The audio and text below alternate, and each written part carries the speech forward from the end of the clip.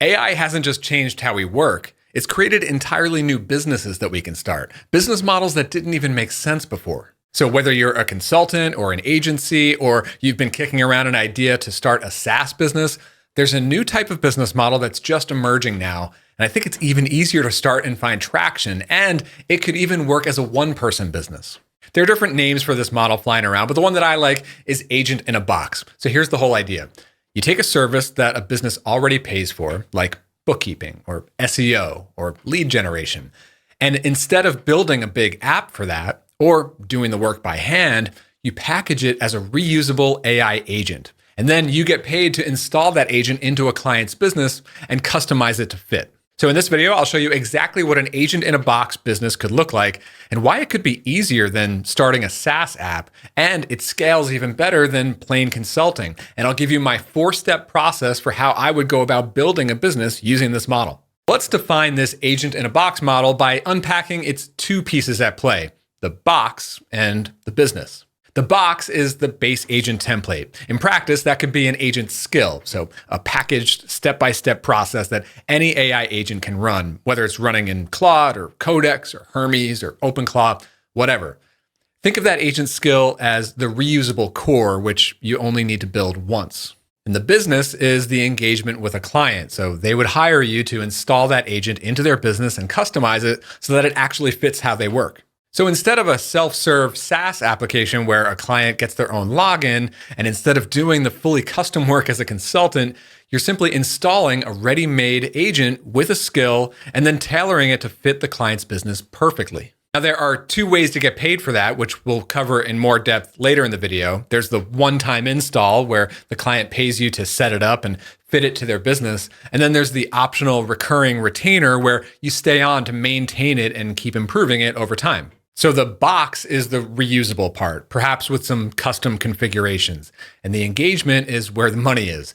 So one template installed and customized over and over for client after client. And it's that repeatability that makes a business like this scalable with repeatable processes, which of course can be automated and streamlined with AI. Real quick, if you're new here, I'm Brian Castle, and this channel is about working AI natively. Not just using AI here and there, but rebuilding how you actually operate around it. And this whole agent in a box idea is a perfect example of that shift. So if you want to make that shift yourself, I put together a new free workshop on going from AI-dabbler to AI native. That's at buildermethods.com/workshop. All right, now let's unpack this even more. Now, most startups are going to look at this and say, this needs to be a SaaS application, or it needs to be a consulting service or an agency. I think the agent in a box model has some similarities to those, but it comes with a few key advantages. Now, a SaaS product might be infinitely scalable, but the trade-off is that it's a one-size-fits-all by design, one code base serving everybody, which means most customers feel the paper cuts, the things that don't quite fit their use case, like a form field that doesn't fit their workflow, or a report that's missing some key information, or bloated features that they never touch. The agent in a box doesn't have that problem. You install it and then you customize it to each individual client so it fits them specifically. And that's a level of product market fit that a generic SaaS can never really reach, because it's literally fitted to each client by hand, even if those configurations are common and repeatable. Now let's compare it to the other end of the spectrum where you're offering a fully custom service as a consultant or an agency. Now, obviously, every client gets what they want, but the business is unpredictable and it's very difficult to scale. So every new client is starting from zero. Your income is capped by the hours in your day. So this agent in a box model fixes that because it's productized. You're not starting from scratch every time. You're installing the same template and adjusting it. That's predictable, it's repeatable, and it scales in a way that selling hours never will. So look at the shape of it. The reusable template gives you the scale of a product, and the install and customize aspect gives you the fit of a consultant. You get both at once, and you own the template and the domain expertise behind it. Now let me show you how you could actually build this. Okay, so how do we turn this agent in a box idea into a business?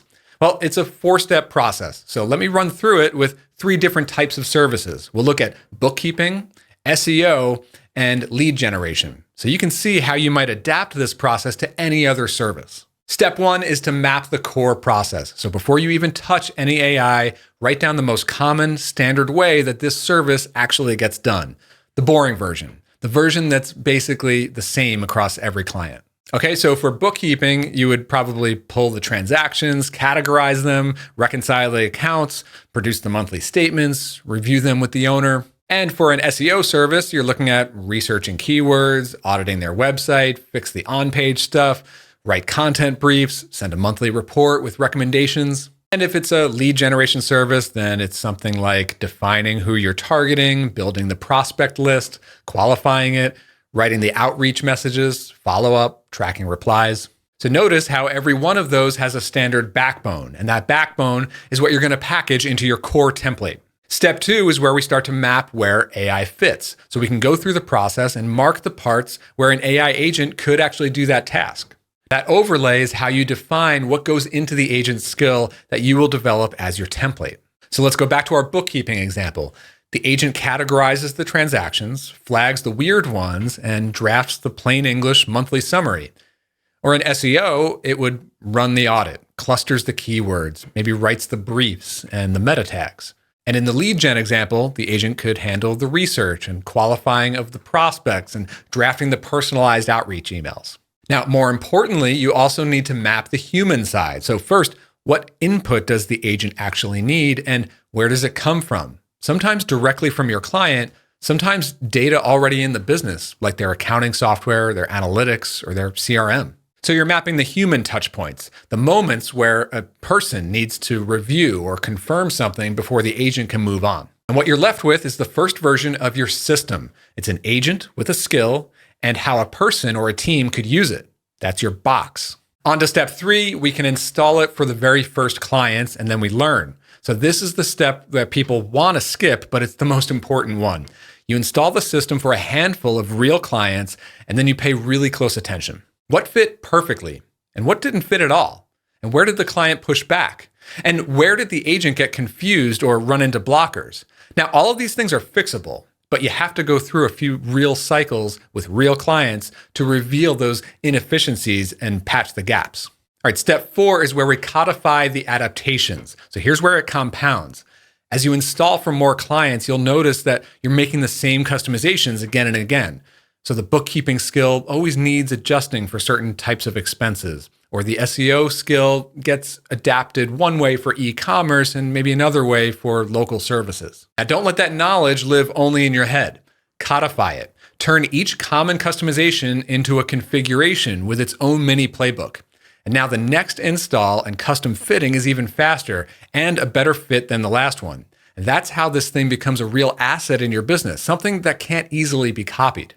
So that's the 4 steps. Map the process, map the AI and human touch points, install and then learn, and then iterate the base and codify the configurations. All right, let's dig into how you would actually charge for this because pricing is a part of what makes this a good business. Now, there are 2 parts, and I mentioned them earlier. The first is the one-time engagement. The client would pay you to install the agent and customize it to fit their business.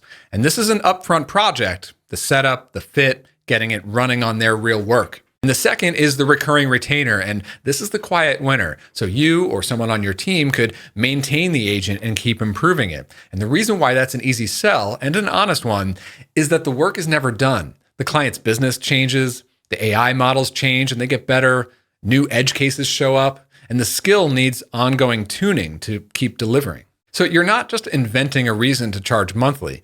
The maintenance is real and the client wants it handled, and it gives you predictable recurring revenue on top of each install. So one template, a one-time install fee, a recurring retainer repeated across clients. That's a real business, and it's one that you could even start by yourself. Now remember that your best starting point for this is a service or a process that you already deeply understand, and hopefully this video showed you how you might turn that into an agent-in-a-box business. Now, the engine inside that box, the AI running a skill on a schedule, is a pattern that becomes natural once you're taking an AI native approach to your work. And that's exactly what I teach in my free workshop on going from AI-dabbler to AI native. You can get access to that for free by going to buildermethods.com/workshop.